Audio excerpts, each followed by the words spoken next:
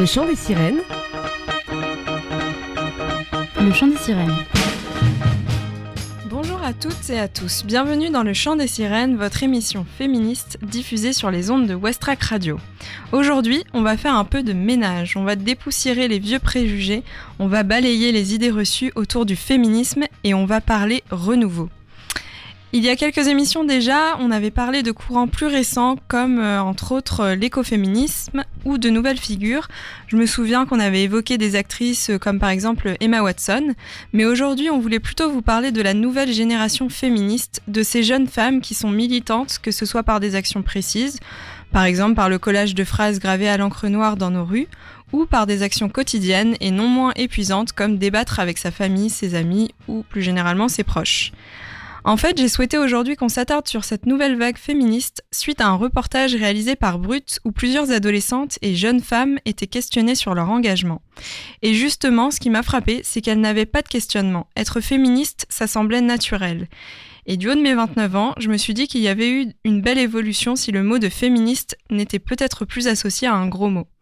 Et pour m'accompagner aujourd'hui dans cette réflexion, on retrouve autour de la table Marie. Salut Marie. Salut Oriane, bonsoir tout le monde, salut les filles. Je crois que tu nous as encore préparé une belle playlist ce soir. Oui, tout à fait, une belle playlist féminine. Et puis je vous parlerai aussi un petit peu du nombre de rappeuses dans le monde. On se demande de quel va être le ratio, dis donc. On fait des paris ? Je prends les mises. Hein. Et puis donc on a aussi Tiffaine avec nous, qui je crois ce soir va se transformer en chroniqueuse cinéma. Oui, bonsoir. Alors cinéma, on va parler d'un film, tout simplement. Voilà, un film qui est dans le thème du jour, évidemment, sinon ça n'aurait pas lieu d'être. Il y aura de la jeunesse et du féminisme. Exactement. Et puis aujourd'hui aussi, j'ai Camille avec nous à qui j'ai dit qu'on allait simplement boire un petit verre entre copines et puis finalement elle s'est trouvée embarquée autour de la table. C'est une avalanche. Merci de l'invitation traître. Je suis ravie d'être là. Ça sent l'enthousiasme. Et donc de mon côté, moi j'ai choisi d'interviewer deux jeunes femmes fortes justement pour illustrer la thématique de ce soir. Vous entendrez donc Lola, qui est une lycéenne de 16 ans, qui est à l'initiative d'une super asso qui s'appelle le CAF. Alors pas la CAF à laquelle vous pensez, hein, elle mène des vraies actions percutantes. Le CAF, c'est le comité d'action féministe. Et puis on aura aussi Léna, que vous avez déjà pu entendre sur les ondes de Westrack Radio et qui est une jeune femme de 25 ans qui, elle, croit profondément au changement des mentalités via la langue française et notamment par le biais de l'écriture inclusive. Mais j'en dis pas plus pour le moment, on verra ça tout à l'heure. Donc on vous plonge tout de suite dans l'ambiance musicale avec un premier morceau sélectionné par Marie de Belmont Witch, c'est ça ? Tout à fait. On va commencer tranquillement l'émission. Belmont Witch, c'est un projet porté par Michelle Santoyo. Michelle est mexicaine d'origine, mais montreuilloise d'adoption. Son dernier album, Inertia, est signé en 2018 chez Buddy Records, un label indépendant franco-berlinois. Elle y chante en français, en espagnol, en anglais. Mais pour Michelle, la musique est une affaire de partage et de mélange. Elle interroge la langue et expérimente dans l'enregistrement du son. Une technique qui renoue avec l'analogique. Ce qu'on entend, c'est le résultat d'une pratique do-it-yourself dans la tradition punk, une esthétique lo-fi, comme un air de vieilles cassettes et de bandes magnétiques. On écoute le morceau Sandline.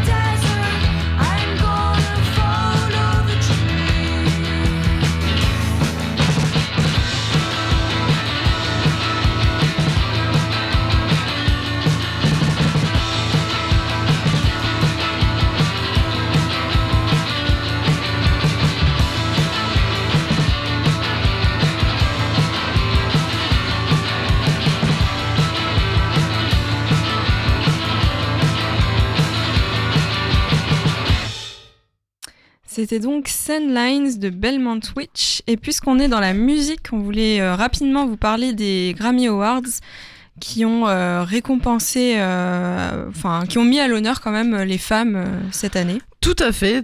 C'était la 63e cérémonie des Grammy Awards, donc dimanche dernier à Los Angeles. Et effectivement, Beyoncé a tout raflé. Elle était très émue en fait de devenir la chanteuse la plus récompensée des Grammy. Et puis il y avait Taylor Swift aussi, il me semble. Tout à fait, il y a eu Taylor Swift, il y a eu aussi ma petite chouchoute du moment. C'est Billie Eilish. Billie Eilish, tout à fait. Trois genres très différents donc. Voilà, c'est ça, mais du coup elle a été récompensée aussi pour le meilleur enregistrement de l'année. Et pour la 2e année consécutive, Taylor Swift, elle est repartie avec le prix du meilleur album. Et la chanteuse britannique Dua Lipa est récompensée dans la catégorie meilleur album pop vocal. Donc bref, c'était à l'honneur, les femmes, et on en est très contente. Bah oui, ça évolue quand même, on reste confiante. Il y a quand même pas mal de choses qui bougent en ce moment. Moi, en tout cas, dans mon travail, je sais qu'on se pose beaucoup la question de l'égalité homme-femme, des violences sexistes et sexuelles. Et donc, je travaille dans le milieu de la musique, au Tetris, plus précisément. Et je trouve que là, c'est une explosion. Ces derniers temps, je trouve que c'est super, quoi. C'est un raz-de-marée positif de plein d'actions. Ça va un peu de pair avec... c'était votre association que vous avez créée pour... c'était toi qui en as l'initiative aussi, le collectif La BAM. Alors oui, c'est vrai qu'on n'en a pas encore parlé, mais parlons-en. Oui, en fait, en début d'année, justement, suite aux discussions qu'on avait au sein de l'équipe du Tetris par rapport à l'accompagnement des groupes locaux. C'est vrai qu'on se disait il y avait quand même pas beaucoup de filles sur la scène du Havre, donc j'ai posté un petit message, mais où sont les femmes, donnez-moi leur contact, faites voir, donnez à écouter ce qu'elles font. Et en fait en une soirée j'ai eu 50 messages, moi je fais ça et tout. Donc on a monté un groupe Facebook, c'est un peu vieux mais on est aussi sur Instagram. Et un groupe Facebook où on a répertorié, donc qui s'appelle La BAM, la brigade de musiciennes havraises, et qui a pour but de fédérer, de se rencontrer, d'échanger, d'être un outil de communication. On partage des articles sur ce thème, donc des musiciennes, des chiffres aussi. Ouais, c'est important de souligner tout ça. Et puis la sororité, je trouve que c'est tout à fait. Hyper important. On a pour ambition, je vais dire, de créer peut-être un orchestre avec une chorale et de faire un petit événement ou deux de temps en temps. Voilà. Donc tout est en cours parce qu'effectivement avec la crise sanitaire et on peut pas trop se regrouper. Voilà, c'est un peu compliqué, mais faut faire des soirées pyjama. On prend le temps, on va faire des soirées répète. karaoké pour s'entraîner à bien chanter. Et voilà, donc on vous tient au courant. Et c'est un groupe qui est réservé aux femmes musiciennes pour l'instant. Donc les hommes ne sont pas acceptés, pas parce qu'on les aime pas, mais parce qu'on a envie que la parole soit libre et qu'il n'y ait pas du mansplaining. Et donc voilà. Et on a lancé aussi un questionnaire justement pour mieux comprendre le parcours des musiciennes, parce que c'est vrai qu'on s'est rendu compte que dans les écoles de musique, il y a 50% voire plus de filles dans les écoles de musique, et qu'à partir de l'adolescence, après l'adolescence, on en voit beaucoup moins sur scène, monter des groupes, etc. Donc on se pose la question de quels sont les freins, même s'il y en a beaucoup qu'on connaît déjà. Mais voilà. Justement, manque de représentation qui peut être du coup, avec l'association, se dire moi aussi je peux le faire si... Ouais, et puis on sent une grosse énergie et justement une grosse sororité dans le sens où on a envie de se retrouver entre nous aussi et de partager des choses, de créer de la musique. Et donc c'est plutôt chouette. Bon, super, on suivra Affaire ça. à suivre, tout à fait. Et puis justement, en parlant de sororité, je crois que ça fait un peu partie du film dont tu vas nous parler ce soir, Tiffaine. Un petit peu, oui, si ce n'est beaucoup. Moi, je voulais savoir, est-ce que vous vous souvenez de votre éveil féministe autour de la table ? Moi, je pense que ça a été progressif. Donc, j'ai pas un moment forcément qui a été déclencheur, mais je pense que c'est plus au fur et à mesure des rencontres amicales aussi, où je l'avais déjà depuis longtemps, mais j'avais pas réussi à le formaliser peut-être. Un moment comme ça où ça arrive petit à petit. Donc toi, t'as eu de la chance mais t'as pas eu un moment marquant où tu t'es réveillé d'un coup. Et en mode en colère. C'est ça. Alors moi, je vais parler d'un film aujourd'hui où c'est un peu l'inverse, puisque nous, finalement, on est 4 personnes autour de la table et il y a aussi des personnes qui nous écoutent. On a tous un éveil différent. On est toutes des personnes différentes. Mais il y a un moment donné où on s'est toutes dit « J'emmerde le patriarcat !» Voilà, pour certaines, c'était inculqué depuis longtemps via leur éducation, d'autres, c'est venu à l'école, certaines ont dû attendre de rencontrer aussi les bonnes personnes pour en parler et comprendre. Et aujourd'hui, ça se fait surtout beaucoup à partir du collège, voire du lycée, ce qui est un peu le thème du jour, les générations milléniales. Et pourquoi ? Parce que quand on est une fille, une femme, c'est à ce moment, au niveau du collège, du lycée, que les corps changent, qu'on arrête de jouer dans la cour de récréation et où on commence à se manger ce genre de remarques. Vous auriez un pull ou une veste ? Pourquoi ? Eh bien, vos bretelles sont très fines et elles révèlent trop vos clavicules. Ça suffit maintenant. Kathleen, s'il vous plaît, arrêtez votre petit manège et veuillez donc vous recouvrir, qu'on puisse tous retourner à nos apprentissages. Mais j'ai rien d'autre à me mettre. Et à ce moment-là, ça nous marque, on sait pas trop quoi faire, puis on comprend pas trop. Puis on a aussi le droit à ce genre de choses au lycée ou au collège.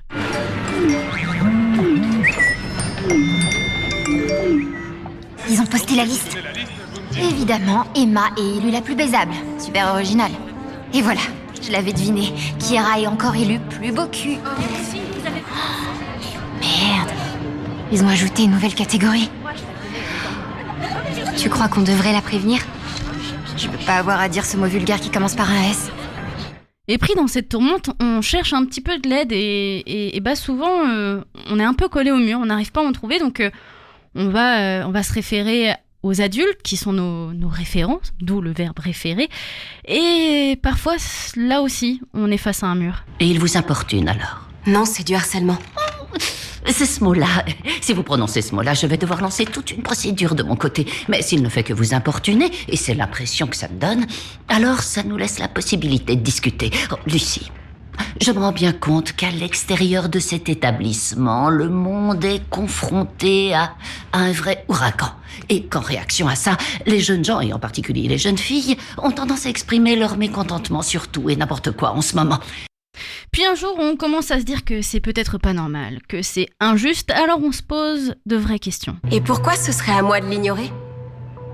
Pourquoi lui, il peut pas arrêter d'être con ? C'est un mec dangereux. Vis-à-vis des garçons, mais aussi vis-à-vis de l'école, puisque là, il s'agit d'école. Tu te questionnes donc, tu te questionnes. Je vais vous poser la question qu'apparemment maintenant on doit poser sur toutes les œuvres, quel que soit leur thème ou quelle que soit leur période. Comment les femmes y sont représentées ? Eh bien, je crois que la vraie question, c'est plutôt pourquoi on continue à lire ce livre ? Il a été écrit par un homme blanc et riche et parle d'un homme blanc et riche pour lequel on devrait ressentir de la compassion ? Parce qu'il fait une fixation sur la seule fille qu'il peut pas avoir ? Si le but c'est d'en savoir plus sur le rêve américain, on devrait plutôt lire sur l'immigration ? Ou sur la classe ouvrière ? Ou alors sur les mères noires, du moins, sur un personnage qui a pas un manoir ? Et alors qu'on t'a réprimandé pour ce petit t-shirt aux bretelles trop fines parce qu'on voit tes clavicules, à ce moment-là, tu commences à te dire... J'ai été renvoyée chez moi parce que j'étais en débardeur, alors que Jason est tout le temps sans t-shirt. Que c'est pas normal, c'est clairement pas normal parce que Jason, lui aussi, il est sans t-shirt. Et c'est à ce moment-là que tu finis par lâcher ce fameux... J'emmerde le patriarcat ! Du moins, c'est ce qui se passe dans le film Moxie, le film dont est tiré tous les extraits qu'on vient d'écouter. Moxie, c'est un film américain qui est réalisé par Amy Poehler. C'est sorti sur la plateforme de streaming du N Rouge, vous le connaissez bien. Tadam. Voilà, exactement, tu le fais vachement bien, Marie. Et à la base, comme beaucoup de films du coup sur cette plateforme, c'est tiré d'un roman signé Jennifer Mathieu. Moxie, c'est pas le nom de notre héroïne, mais le nom de son fanzine anonyme qu'elle va mettre en place dans son lycée où règne visiblement le sexisme. Moxie, elle arrive à parler et à expliquer l'engagement féministe nouvelle génération. J'ai dit elle, mais en fait, c'est le film dont je voulais parler. Et c'est un peu facile dans ce film, puisque, oui, en même temps, c'est un film d'ado. Alors oui, le film n'a pas brillé dans les critiques. Ça reste une comédie pour ados, je le répète. C'est censé se manger tout seul, ça reste léger dans sa construction. Je vous fais un petit peu le schéma. On a notre héroïne qui a une meilleure amie. Elles ne sont ni noob ni populaires. Une nouvelle arrive dans la classe. Et puis notre héroïne, elle veut pas... je m'embrouille dans mes notes. Une nouvelle arrive dans la classe et elle veut pas se laisser faire. Alors notre héroïne va prendre l'initiative de la suivre. D'être plus cool, entre guillemets. Puis elle va se fâcher avec sa meilleure amie, puis va se fâcher avec sa mère, puis va se fâcher avec tout le monde, et patati et patata, va péter un câble. Un schéma des plus classiques. Et personnellement, moi j'arrive à passer outre ce schéma, pour apprécier aussi le petit message qui est passé, ou le grand message. Il se passe des choses graves dans ce film, oui, c'est grave, et le mouvement Moxie prend forme. J'ai 25 ans, ce film s'adresse aux personnes ayant à peu près 10 ans de moins que moi, je pense, mais je l'aime bien. Il m'occupe le temps d'1h50 et me donne envie, moi aussi, de me réunir entre filles pour battre le patriarcat. En revanche, si j'ai une critique à faire, puisque oui, il en faut une au moins, un mais ou un en revanche, est-ce que c'était nécessaire de foutre une amourette là-dedans ? Mais Tiffaine, t'es un peu bête, hein. Toujours, C'est un film pour ados, donc forcément, il y a une amourette. Hein, ça passe sur Netflix aussi. Donc. Oui, c'est ça. Voilà, il faut de l'amour un peu. Enfin bref, moi aussi, j'aurais aimé être comme ça à 16 ans, parce que mon féminisme à moi, il s'est réveillé un petit peu plus tard. Je devais d'abord me battre contre l'homophobie au lycée, ce qui est tout aussi sympa, hein, finalement. Et oui, hein, autant vous dire qu'au lycée, y a certains qui pensaient encore que j'étais malade et que j'allais les contaminer. Bref, passons, ce n'est pas le sujet du jour. Pour ce film, j'ai un petit peu l'impression qu'il est imprégné du féminisme de la génération Z et ça me donne espoir. Je me dis que si les femmes arrivent à prendre part au combat de plus en plus tôt, c'est que les solutions seront aussi mises de plus en plus tôt en place. Égalité des tenues, réprimant des punitions pour les hommes qui harcèlent les femmes et non pas les capitaines de foot, tu sais, on va éviter d'entacher quand même sa réputation parce que c'est un petit peu l'unité du lycée, tu vois. Donc voilà, moi je vous invite à le regarder et à réagir aussi sous le podcast de l'émission pour dire ce que vous en avez pensé. Moi j'ai trouvé ça sympa, ça collait bien au thème du jour. Et pour finir, moi j'ai un truc à dire. J'emmerde le patriarcat. Voilà, j'adore cet extrait. Ce que je trouvais intéressant dans ce film, parce que du coup j'ai fait mes devoirs, je l'ai regardé hier, c'est à la fois le côté vraiment sororité et aussi comme là tu disais, où il y a beaucoup de choses dont on peut avoir conscience dès le plus jeune âge en fait, tant pour les femmes que pour les filles que pour les garçons, où voilà, les garçons peuvent aussi se dire là mon comportement il est problématique, et c'est ça aussi, de se dire qu'on n'a plus forcément un passe-droit. En fait c'est pas faire la police, mais c'est juste essayer de réfléchir à ce qui se fait ou ce qui se fait pas, tout simplement. Et au-delà du film ou des jeunes, tout à l'heure on lisait une news sur PPDA. En fait, je pense qu'il y a plein de gens qui vont là réfléchir à est-ce que ça c'était problématique ou pas, même s'ils l'ont fait il y a 10 ans, et du coup pour leur comportement futur, j'espère que ça les poussera à ne pas agir. Ça. Tout à fait. Dans les critiques du coup de ce film, j'ai un peu parcouru sur un site qui commence par un A et où c'est tout jaune, voilà, je sais pas si vous voyez, où il y a plein de bandes annonces et tout.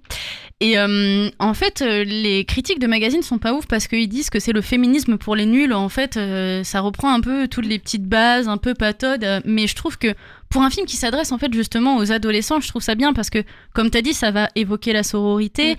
Et puis, en fait, ça fait un peu écho aussi au sujet que toi tu vas évoquer parce que ça confronte en fait le féminisme de sa mère qui a évolué dans les années 80 et son féminisme d'aujourd'hui, de 2020. Du coup... qu'est-ce qui différencie ces deux féminismes-là, alors qu'au final, le message, il est le même derrière.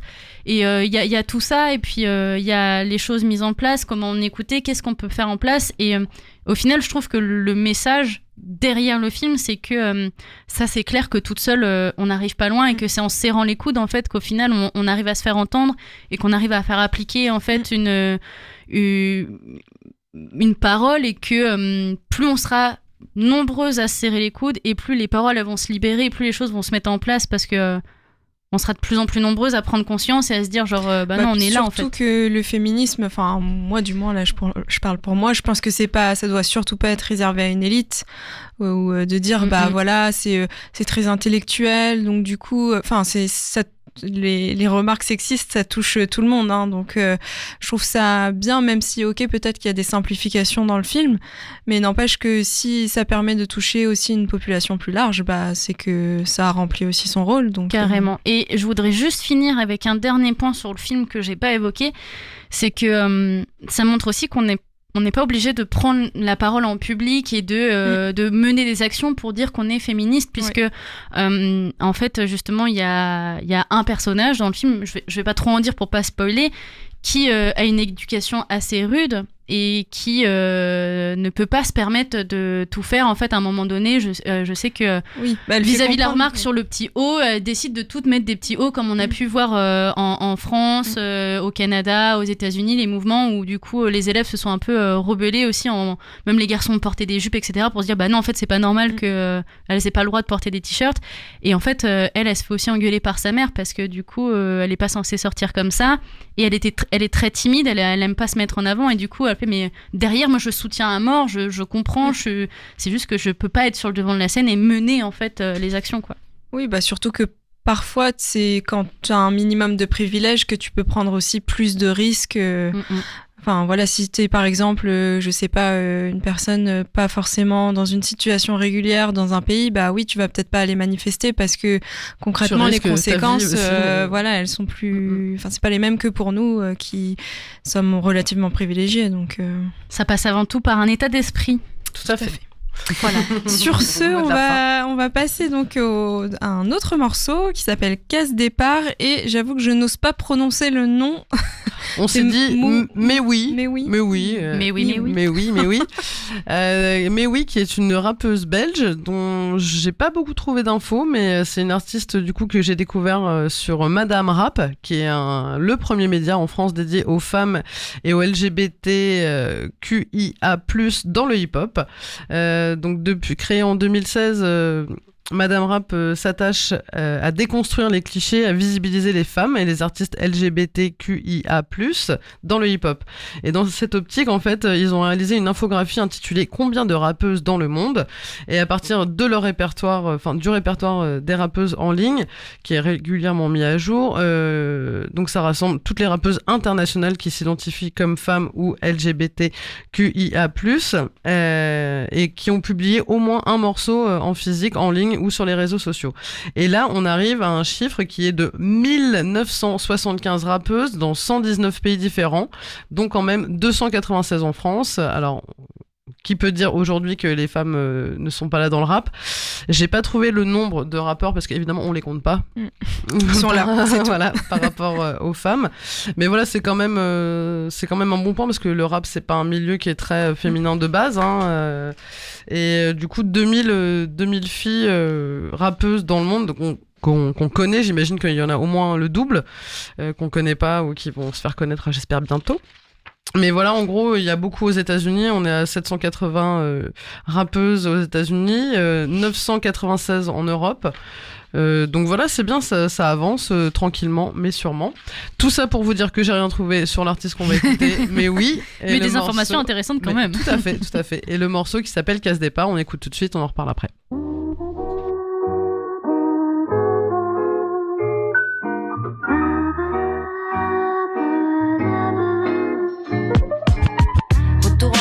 Par la vie n'est qu'un cycle, suffit de savoir rouler en roue libre. Yeah.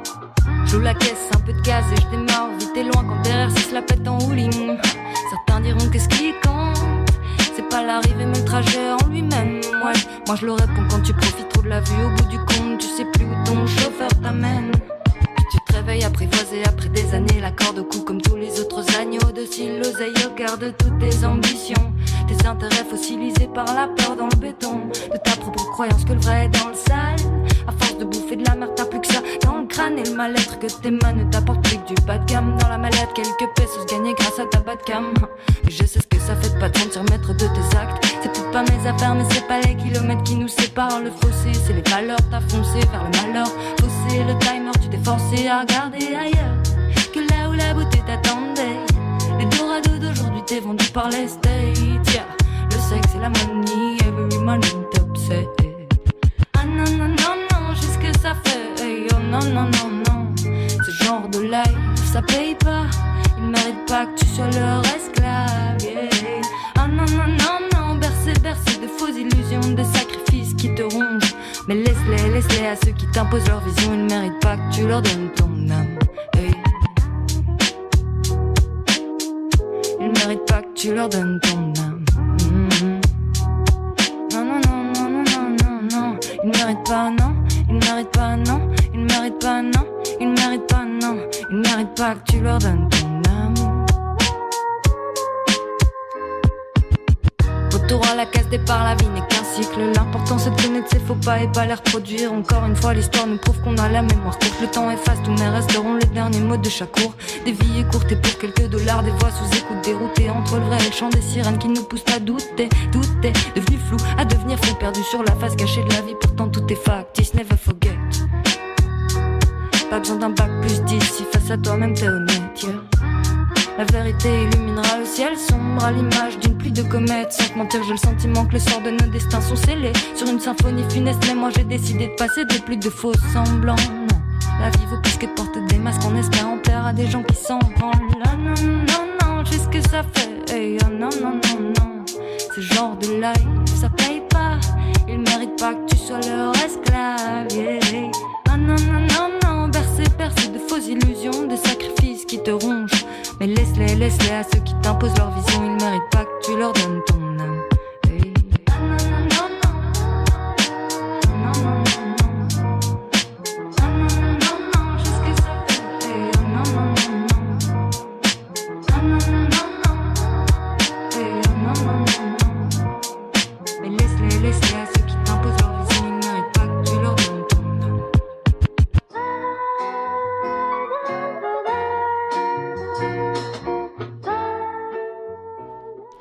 C'était donc le morceau Casse Départ par Mewi, une rappeuse belge, sélectionnée par Marie. Et avant de passer à ma chronique, je voulais faire un petit tour de table et savoir un peu, vous, comment est venu votre féminisme et aussi, surtout, est-ce que dans votre adolescence, vous avez eu l'impression que, même si vous vous déclariez peut-être pas en tant que féministe, mais que c'était un peu mal perçu, ou dès que, par exemple, vous repreniez peut-être quelqu'un qui avait un propos déplacé, vous étiez pointé du doigt, ou non, au contraire, est-ce que vous aviez un environnement très favorable? Voilà, je vais commencer peut-être par Camille, si tu veux. Très bien. Depuis prise qu'à moitié au déjà, dépourvu. est-ce que tu te considères féministe déjà? Oui. Et depuis quand est-ce que tu as l'impression d'avoir pu affirmer ça? L'affirmer, le conscientiser, c'est venu assez tard en fait. Je pense que c'est venu qu'en master, vers mes 24 ans. Je pense qu'au lycée, contrairement à ces gamines-là de Moxie, c'était pas du tout dans mes préoccupations primaires. Longtemps, j'ai gardé cette injonction de les femmes comme rivales, les hommes comme modèles, sans en être consciente. Et c'est quand j'en ai pris conscience que les choses ont commencé à changer, que j'ai à déconstruire, à me dire que j'emmerde le patriarcat. On peut le mettre, hein. J'emmerde le patriarcat. Voilà. Ça va revenir. Avant ça, j'étais dans des bouquins, dans des fictions, et je vivais ce que je vivais comme de la fiction. Il y avait pas ces enjeux-là. Et c'est en arrivant, en faisant mes études, en nous faisant retenir par une prof après les cours, seulement les filles s'il vous plaît, et qui nous explique qu'elle a lu nos copies et que ce serait bien qu'on parle un peu plus que les mecs parce que nos copies sont souvent beaucoup plus pertinentes. En arrivant en master et en commençant à regarder autour de moi que effectivement quand on fait des tours de table, c'est beaucoup les garçons qui parlent et que les interventions des filles sont plus succinctes mais plus pertinentes souvent. J'ai mis beaucoup de temps à comprendre ce que c'était que le mansplaining parce que j'ai une grande gueule et en prenant un peu de recul, peut-être pas une si grande gueule que ça et beaucoup plus. Donc c'est venu à travers les études et ces prises de parole collectives sur des terrains d'égalité où on était censé avancer à la même vitesse. Et cette conscience aussi, plus du côté social pour le coup, de les femmes comme rivales, les hommes comme modèles. Il faut faire comme eux et surtout pas comme elles. Et quand je me suis rendu compte que je pensais comme ça, j'ai vraiment voulu que ça change. C'est vrai que souvent ça part d'un changement intérieur parce qu'au final on a tous intériorisé des choses qui vont pas.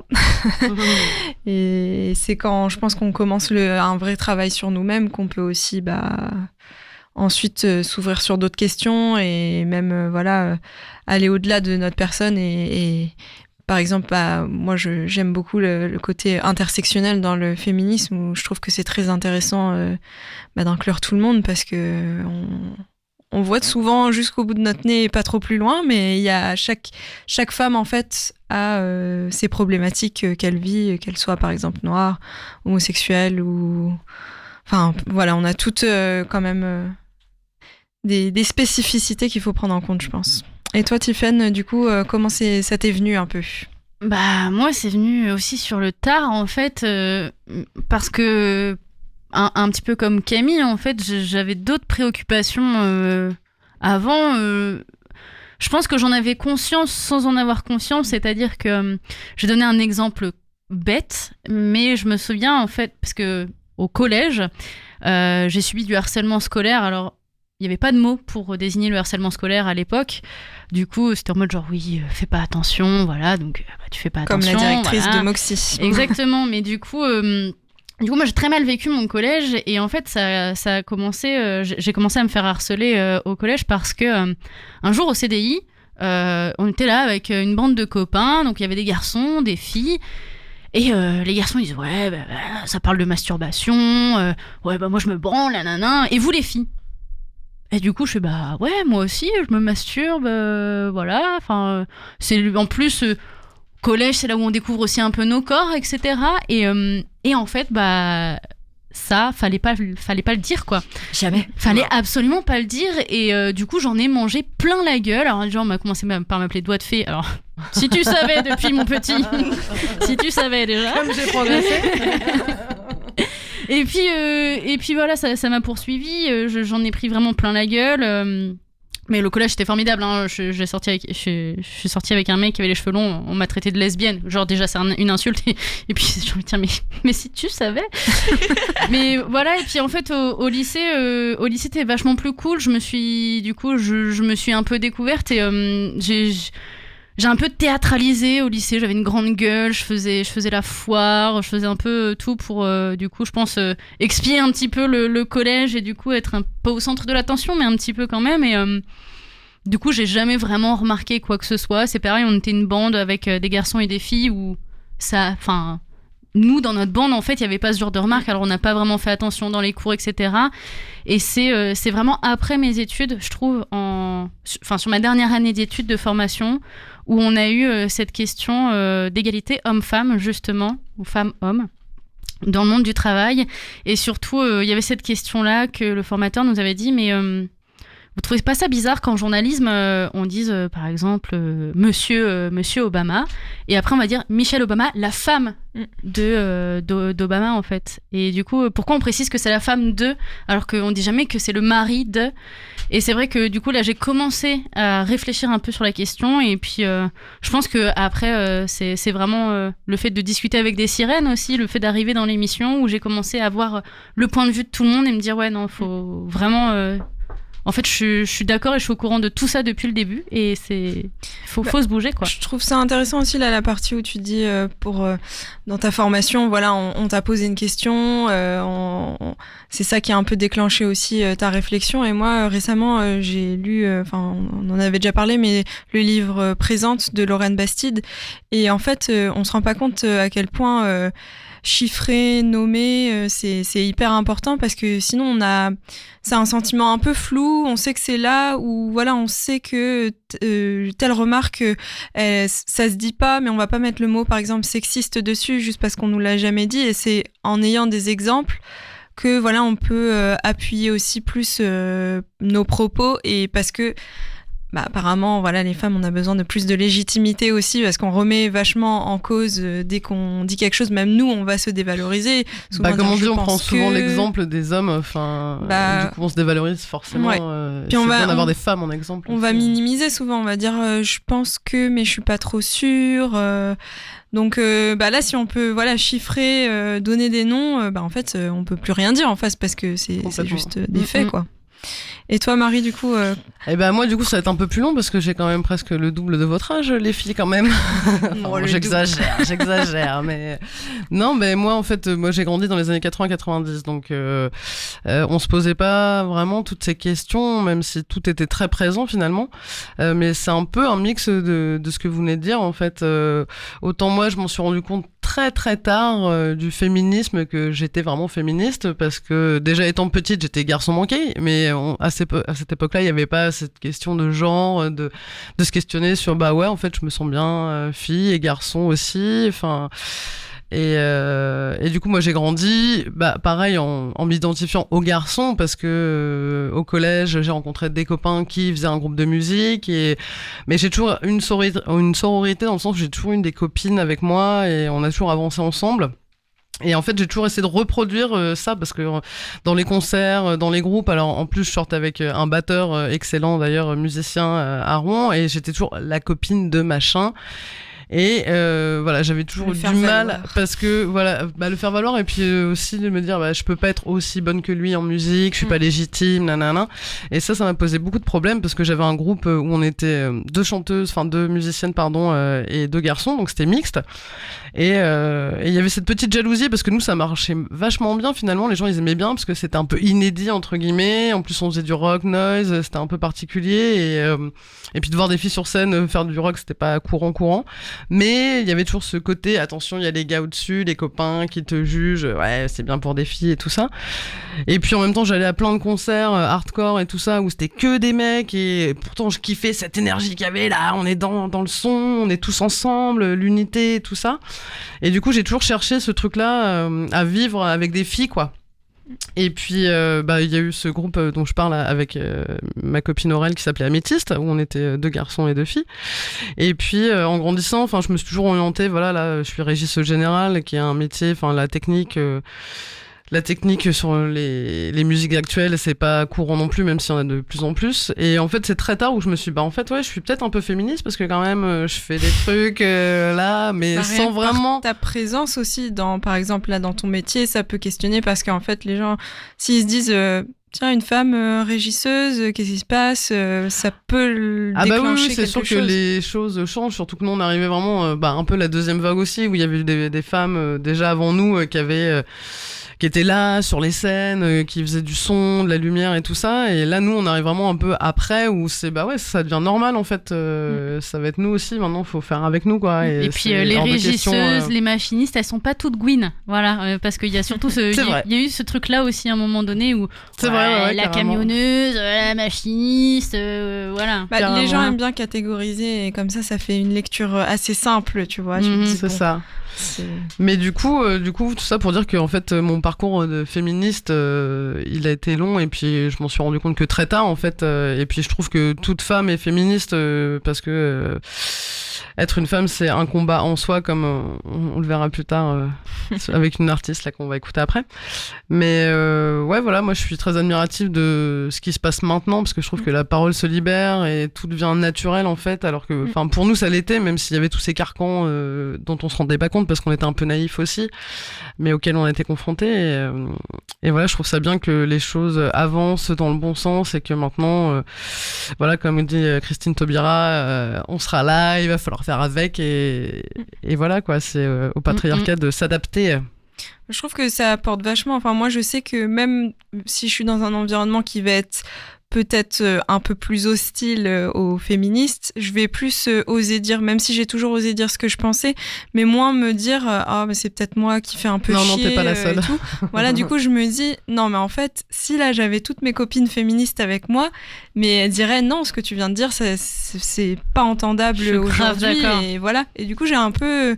Souvent, j'ai toutes mes amies comme ça un peu en tête ou des gens que j'ai écoutés à me dire non, là, ils me soutiendraient s'ils étaient là avec moi. Quoi. C'est ça. Puis maintenant, je pense qu'on a plus d'arguments aussi pour s'assumer et dire non, mais attends, tu dis quoi là ? Tu dis de la merde et t'as pas à dire ça. Puis sinon, pendant longtemps, moi, je pense qu'au final, j'avais quand même intériorisé le côté pas hystérique, tu vois. J'aime pas ce mot, mais quand même, on m'avait dit que fallait pas trop faire de bruit. Voilà, c'est ça, c'est pas la place d'une femme. On est censé être un petit peu plus douce et puis pas parler trop fort. Donc maintenant, non, j'ai toute ma team de féministes avec moi tout le temps dans ma tête. Yeah, baby. Bon, du coup, on va passer à est-ce qu'on peut juste... J'emmerde le patriarcat. Oui, quand même. On peut. Je crois que ça va être le running gag. Hein. Du coup, on va passer à un autre morceau qui s'appelle No Money Kids. Alors, c'est le groupe qui s'appelle s'appelle No c'est Money. le... Bon, Tout pardon, à fait, c'est pas grave. C'est le groupe qui s'appelle No Money Kids, qui est pour le coup deux garçons. On peut pas être bonne part tout le temps. Et c'est très bien quand même, exactement. Donc c'est un tandem rock'n'roll parisien qui s'épanouit dans une musique indie rock électrique, entre ombre et lumière. Le duo parisien qui puise ses influences dans la pop culture contemporaine, le blues, etc. Ils se réinventent et s'affranchissent des codes, justement. Ils viennent de sortir un nouveau titre qu'on va écouter qui s'appelle Crossroad, issu de leur prochain album qui va sortir. Et voilà, c'est une chorégraphie sombre qui interroge notre hyperconnectivité et nos rapports aux écrans.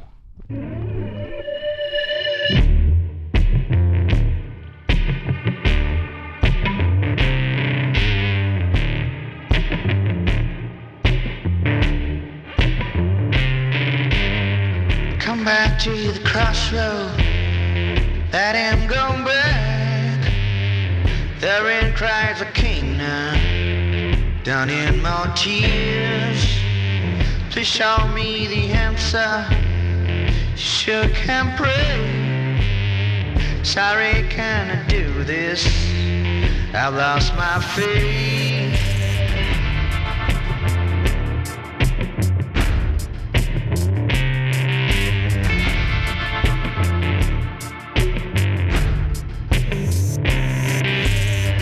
Come back to the crossroads, let him go back.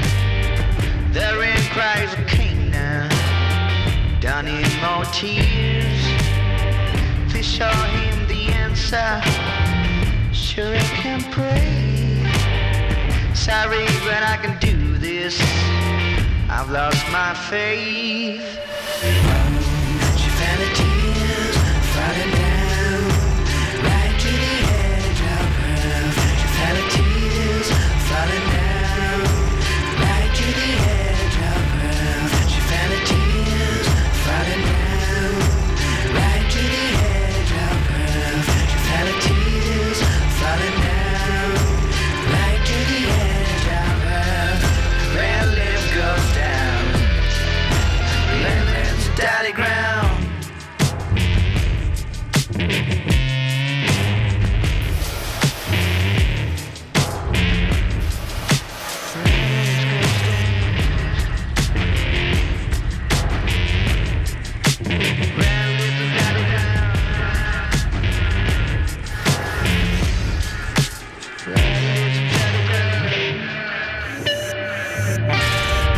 Come back to the crossroad, there ain't go back. There ain't cries a king now, don't need more tears. Please show me the answer, sure I can pray. Sorry, but I can do that, I've lost my faith. I've lost my faith, I'm on the ground, no hesitation to be won. Every time I feel a tear falling down, please be the one. Oh, well, just be real now. She fell a tear falling down right to the edge of her. She fell a tear falling down right to the edge of her. She fell a tear falling down right to the edge of her. She fell a tear falling down right to the edge of her. Red lips goes down, red lips daddy ground. C'était donc les No Money Kids. Et du coup, moi, aujourd'hui, je voulais vous faire un focus sur la jeune génération féministe parce que j'ai l'impression qu'il y a un vrai renouveau, comme on en parlait, on en a parlé allègrement jusqu'ici.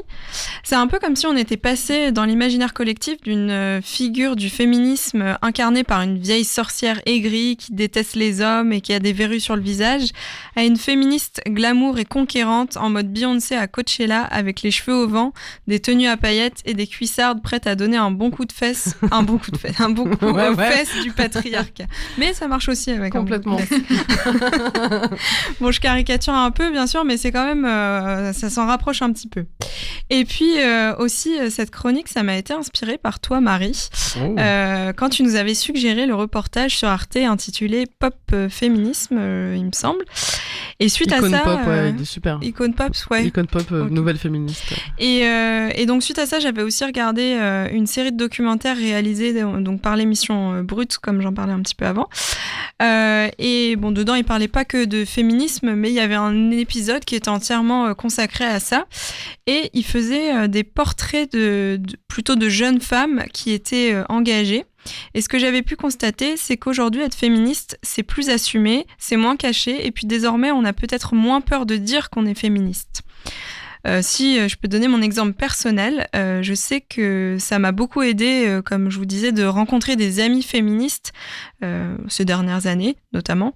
Ça m'a donné en fait plein de force. Et la sororité, c'est hyper important et ça nous fait nous rendre compte qu'on n'est pas toute seule à en avoir marre de défendre des droits fondamentaux, à vouloir sortir d'un carcan rigide qui enferme les femmes et les hommes dans des modèles genrés beaucoup trop étriqués. Et du coup, pour un peu me pencher sur ce renouveau qui se fait sentir par la jeune génération, j'ai convoqué d'autres sorcières féministes. J'ai parlé à Léna, 25 ans, et Lola, 16 ans.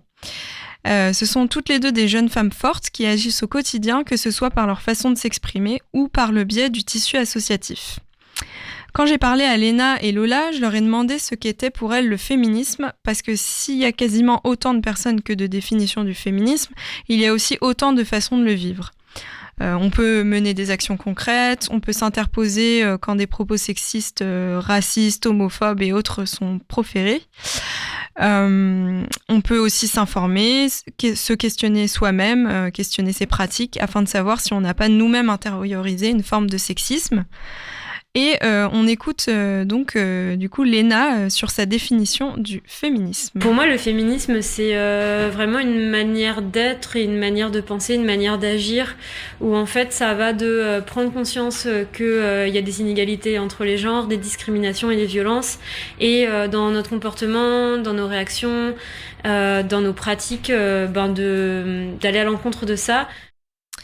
Et donc de son côté, Lola, donc la lycéenne dont je vous parlais un petit peu avant, comme Léna d'ailleurs, elle estime que le féminisme, c'est quelque chose qui n'est pas toujours tangible et qui ne doit pas seulement être théorique. C'est un combat qui passe avant tout par le changement des mentalités. Ce qui est important pour moi, ce serait aussi de pas se dire que le féminisme, c'est juste essayer de récupérer les mêmes droits que les hommes, mais vraiment de tout déconstruire pour vraiment abolir le patriarcat, par exemple.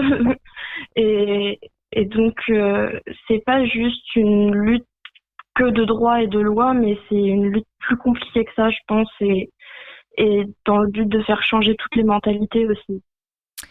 Et je leur ai aussi demandé comment elles vivaient leur féminisme. Léna, elle est formatrice en langue étrangère, c'est-à-dire qu'elle enseigne le français pour les personnes dont ce n'est pas la langue maternelle. Elle est aussi passée par Westrack Radio, et donc le langage, c'est quelque chose d'extrêmement important dans son métier. Alors quand je lui ai demandé quelle était sa pratique du féminisme, parce que oui, ça se vit au quotidien, voici ce qu'elle m'a répondu. Si on parle de pratique, par exemple, j'utilise systématiquement l'écriture inclusive. Enfin, je parle et j'écris de manière inclusive, parce qu'après, parler en écriture inclusive, ça peut sonner un petit peu bizarre. Que ce soit du coup dans des mails professionnels ou même dans ma vie de tous les jours, en fait. Et à mon travail, en fait, quand je fais des activités avec les apprenants de mon groupe et les apprenantes, et j'utilise aussi l'écriture inclusive à l'écrit, à l'oral. Et d'ailleurs, je pense que ça marche parce que quand je pose des questions en utilisant les deux genres, et ils répondent avec les deux genres. Et de son côté, Lola, elle, donc elle est encore lycéenne, voilà comment son féminisme s'exprime au quotidien. En fait, c'est un petit peu tout le temps pour moi d'être féministe. Donc oui, il y a le quotidien, les réflexions misogynes ou même parfois de sexisme un peu ordinaire où les gens se rendent pas forcément compte. J'essaie de les reprendre. Après, j'essaie de faire ça de manière bienveillante pour pas non plus qu'ils se sentent agressés s'ils en font pas exprès, bien sûr. Après, par exemple, je m'épile pas aussi, c'est un peu exprès parce que l'été, les gens, des fois, ils me posent la question et comme ça, je peux leur expliquer. C'est des choses comme ça. Bien sûr, je vais à quasiment toutes les manifestations féministes. Et oui, du coup, je suis représentante d'un collectif de jeunes filles et garçons trans, lycéens et étudiants. Et Lola, elle a aussi monté une association qui a lancé une pétition afin de mettre en place un système de libre service gratuit des protections menstruelles pour les lycéennes. Et par le biais de cette pétition, elle a déjà récolté à ce jour plus de 11 000 signatures et elle espère que les politiques pourront donc être plus sensibles au sujet suite à cette action. Je vous en reparlerai un petit peu plus tard et puis je vous indiquerai aussi comment signer cette pétition. Et donc en parlant avec mes 2 interviewés, je me suis demandé comment leur entourage percevait le féminisme, enfin leur féminisme, et est-ce que c'était facile pour elles de débattre au sein de cet environnement ? Là oui, en fait, sur des choses sur lesquelles je passais un peu pour une révolutionnaire ou je sais pas quoi il y a 5 ou 6 ans au sein de ma famille. Mais en fait maintenant pour ma sœur aussi, c'est normal de pas s'épiler. Mon père, il retweet sur LinkedIn des posts sur les VFF que ses clients ou fournisseurs mettent. Donc alors que moi je leur aurais présenté des photos de collage il y a 3-4 mois, ça leur serait passé au-dessus je pense. Donc oui, je pense que oui, il y a peut-être une prise de conscience un peu plus globale, effectivement. Bon, alors attention, que ce soit Léna ou Lola, les deux, elles reconnaissent baigner dans un environnement assez bienveillant et donc c'est difficile de prendre leur discours pour en faire une généralité sans mener derrière une véritable étude sociologique. Mais ce qui m'a plu dans leur témoignage et peut-être aussi dans mon expérience personnelle, c'est de voir qu'une des grandes forces de notre combat, c'est de finalement nous transformer en leaders ou leaders d'opinion. Donc ça, en fait, c'est un concept qui a été théorisé par Paul Lazarsfeld et Elu Katz et qui montre que certaines personnes, elles vont exercer une influence sur nous et notre manière de penser. Et donc de nos jours, ça peut être, par exemple, ils portent bien leur nom, des influenceurs sur les réseaux sociaux, mais ça peut très bien aussi être notre grande sœur, nos parents, une professeure, un collègue, etc., etc. Et pour moi, c'est par ces débats du quotidien, même si parfois, concrètement, qu'on se le dise, ils sont très fatigants, qu'on progresse considérablement. Et il y a aussi une autre question qui me semblait importante d'aborder, c'est cette réappropriation du féminisme par les citoyens et citoyennes, et donc inexorablement par les marques ou par les célébrités qui ont un public potentiellement intéressé par cette thématique. Léna, elle nous explique d'ailleurs que c'est pas un phénomène qui est nouveau. Je pense que c'est pas nouveau que le capitalisme s'empare des mouvements militants. On pense par exemple au signe Peace and Love, moi quand j'étais au collège, que tout le monde portait, et pour le coup je suis pas sûre qu'il y a beaucoup de personnes qui se sont posé la question de savoir si eux-mêmes étaient étaient pacifiques ou pacifistes verbalement et physiquement. Et de la même manière avec ce genre d'objets commerciaux, je suis pas sûre que les personnes fassent la démarche. Après, à mon avis, l'intérêt que ça peut avoir, c'est que ça va diffuser plus largement des messages et que ça peut peut-être reconditionner la mentalité des personnes, parce que féministe il y a 5-6 ans, peut-être même moins que ça, c'était presque, pour la plupart des personnes, c'était quelque chose de péjoratif.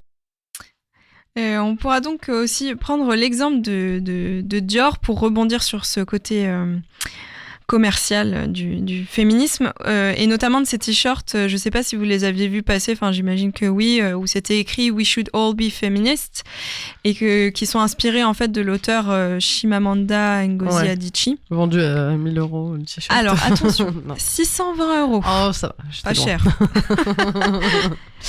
Et à ce sujet, justement, sur un peu la réappropriation par les marques, j'ai voulu savoir ce qu'en pensait Lola.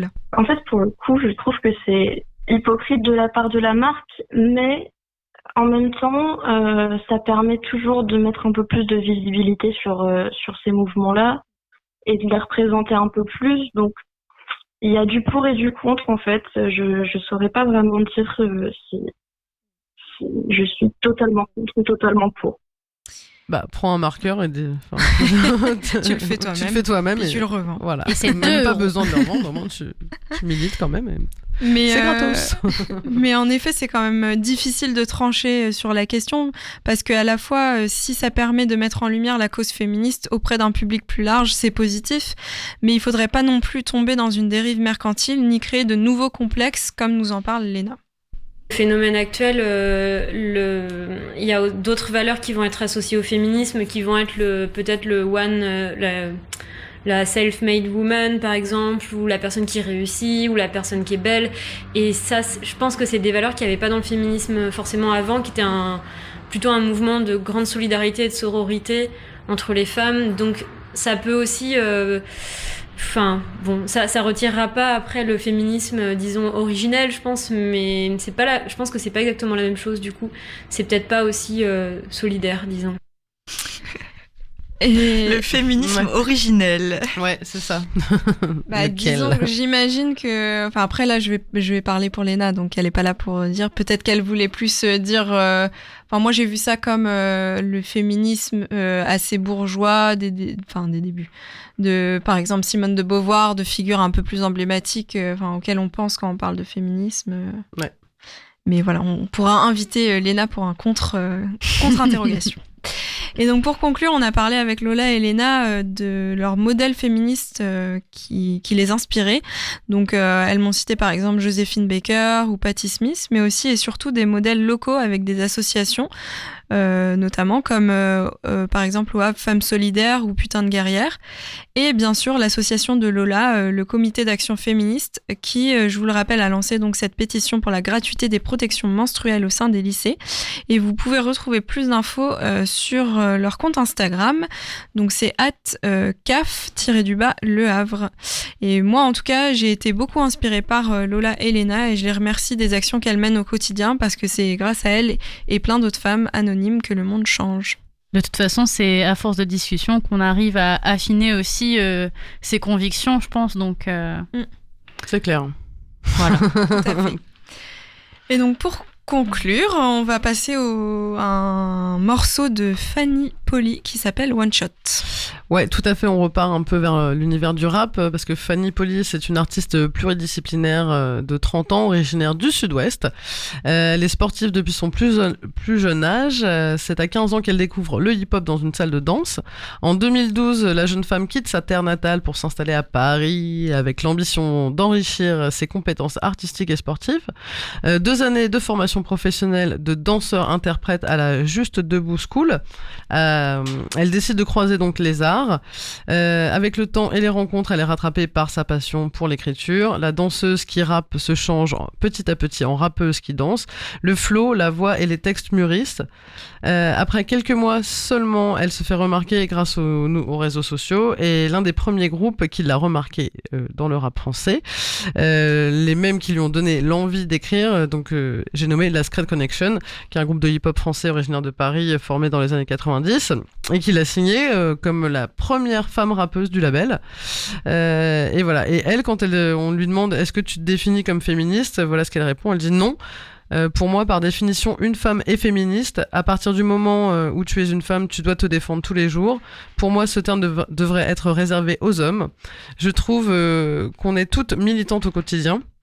Je ne fais pas de manif, ce genre de choses, mais ce que je fais quand je suis sur scène avec 5 meufs devant 1000 gars, c'est une manif en soi. Donc dans ce sens-là, je suis féministe, mais je me reconnais pas dans ce terme. Être une femme, c'est un combat en soi. Bref, on écoute un morceau qui s'appelle One Shot de Fanny Polly.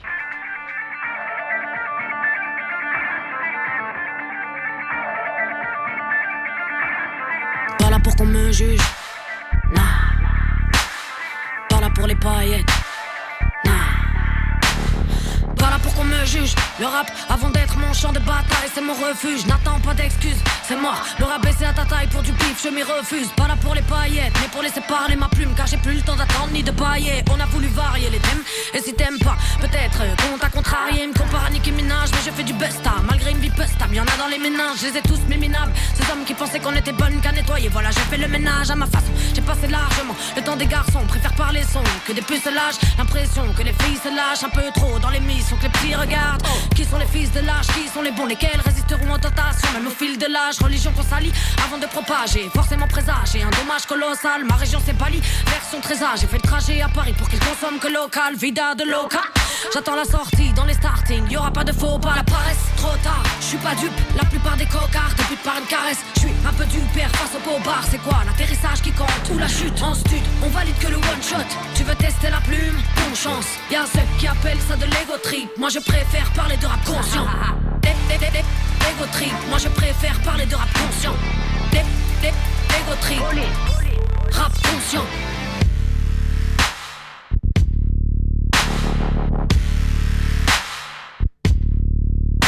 J'ai entendu parler de guerre. Ouais. Qu'on s'étonne pas que je sois des pères. Ouais. J'ai entendu parler de guerre inégale, de massacre et d'invasion de terre qui s'étale, il paraît que ça craint et qui sont des tonnes à détaler et qu'on s'étonne pas que je sois des terres. Pas de pitié pour le peuple, qu'on l'endorme à l'odeur délétère. Pas de respect pour les traîtres, que les fantômes qui me hantent deviennent ceux qui m'accompagnent. Y'a trop de profiteurs, moins je comprends l'homme, plus je fais le tri dans mes contacts. Mon pote, faut qu'on le fasse, le vote n'était plus efficace, donc le choc fut frontal. Faut qu'on fasse, la vie fait des contrastes qui les font taire comme la mer en bas d'une montagne. On continue le combat pour que la MIF ne connaisse de Kerry James, pas que le constat. La paresse, trop tard, je suis pas dupe, la plupart des cocards débutent par une caresse. Je suis un peu du père face au pot bar, c'est quoi l'atterrissage qui compte ou la chute en stud? On valide que le one shot, tu veux tester la plume? Bonne chance, y'a ceux qui appellent ça de l'ego trip. Moi je préfère parler de rap conscient. Ego trip, moi je préfère parler de rap conscient. Ego trip, rap conscient. Imprévisible comme un faux calme. Je veux sortir la tête du bocal. Imprévisible comme un faux calme. Tourne en rond, y'a que dans ma bulle que j'arrive à sortir la tête du bocal. Le malaise est total, comment rester au calme face au rodka de la presse et ses quotas. La paresse, trop tard, c'est l'heure de remplacer vos cocards par mes caresses. C'était donc le morceau One Shot par Fanny Poli. Et maintenant, je vais me tourner vers Camille qui voulait nous parler d'un petit texte qu'elle avait écrit et qui a un peu été écrit suite à un événement marquant pour toi dans ton éveil féministe. Merci Oriane. Oui, c'est un texte que j'ai écrit sur une musique de Daft Punk qui s'appelle Super Heroes. Et vous comprendrez bientôt pourquoi. Il m'a parlé dans cette histoire d'éveil féministe, surtout jeune, et qu'est-ce qui se passe avant 25 ans. Et justement, ça c'est 24 ans, donc féminisme tardif. Mais voilà, donc sur la musique de Super Heroes. On se laisse gagner, non ? Je ne sais pas trop sur cette chanson, quand ça bat fort de l'intérieur et qu'on voudrait sortir hors soi si l'on cherche à mourir ou à survivre, à vivre au-dessus, à passer à travers les vitres invisibles, les épaisseurs de l'air comme couches de glu ou de gelée, vitres dans la réalité comme des tranchées. En tout cas, c'est beau dans la salle noire, les corps qui ne se regardent pas, font des choses différentes et pourtant ensemble vibrato. À qui un tressaillement de genoux, à qui un ressac dans le bas du ventre. L'autre, c'est sa mâchoire qui se crispe comme une armure de bataille et elle se mord les lèvres. Celui-ci pose son verre et les corps se connectent. Enfin, c'est pas ça l'histoire. L'histoire, c'est qu'autre part, il est tard. Il est tard et nous entendons des cris aigus dehors. Tension soudaine autour de la tasse de thé, nous quatre. Et on se détend avec un rire gêné. C'est peut-être juste une dinde, une pintade, une femme-fille qui ne parle pas mais qui glousse fort. Ce rire de cascade amoureuse qui dit « T'es con, casse-toi », mais ça veut dire « Aime-moi, aime-moi, aime-moi ». C'est peut-être juste une femme qui joue et les portes sont épaisses. Mais non, ça crie encore. Et tout de suite, ici chez nous, c'est l'alerte niveau 3, instinct de survie collectif. 4 filles qui se lèvent, 4 membres d'un seul corps, de chaussettes à parka, un corps qui s'habille tant bien que mal à ses bouts de ses bras. Lucille met son manteau rouge, on dit manteau pin-up avec ses bouclettes décolorées. Elle est grande et elle pourrait avoir un accent russe. Ambre s'enfile, s'empêtre dans ce ciré trop grand, trop jaune pour elle. Ambre la nuit, soudain dans un contraste d'enfant. Léo dans son manteau couverture. On saute dans les chaussures les unes des autres et moi en salopette, écharpe sur mes bras nus.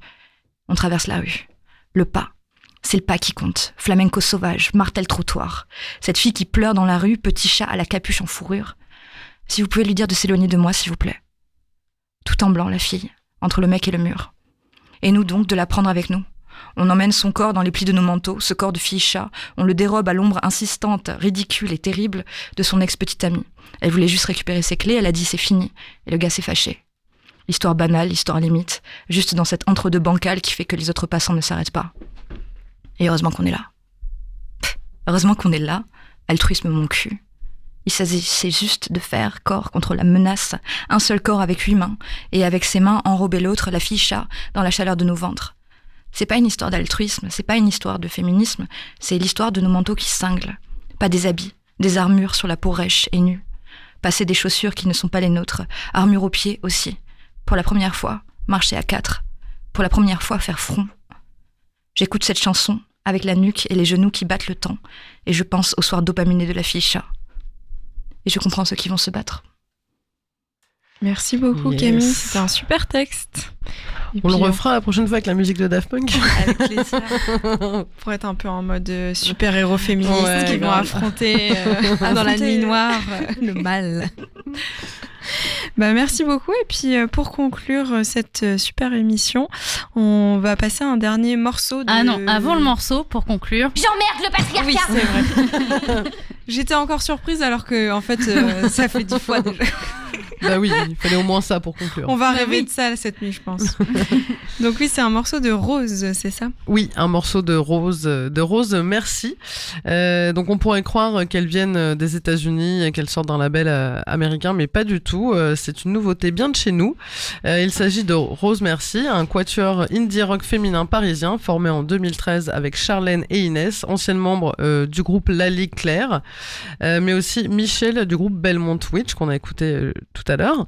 L'attente en valait la peine avec leur premier album qui remplit ses promesses. Rosemary étonne pour l'efficacité de ses compositions qui flirtent entre le post-punk et l'indie rock do-it-yourself, un groupe qui est bien dans ses baskets et qui possède quelque chose de charmant, digne des groupes féminins originaires de Seattle et qui possède des mélodies dont on ne pourra plus se passer.